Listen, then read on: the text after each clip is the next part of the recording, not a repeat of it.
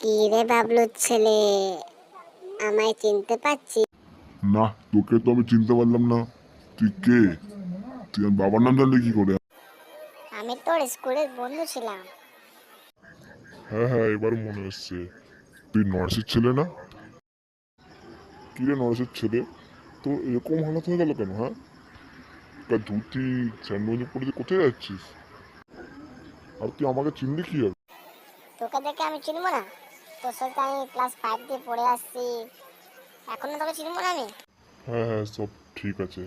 এবার বল তো, তুই ভালো আছিস তো? আর তোর এরকম অবস্থা কেন? তোকে আর আমি কি বলবো বল, আমি জুয়া খেলে খেলে আমি সব বেঁচে দিয়েছি, এর জন্য আমার এই পরিণতি হচ্ছে।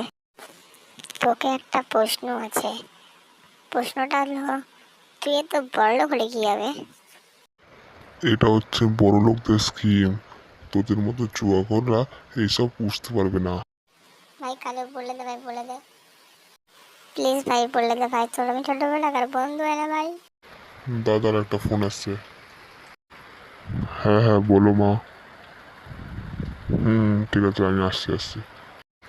এ ভাই শোন না, আজকে আমি বাড়ি যাচ্ছি। হ্যাঁ, মা ফোন করেছিল, খুব দরকার আছে। কালকে কথা হবে আবার।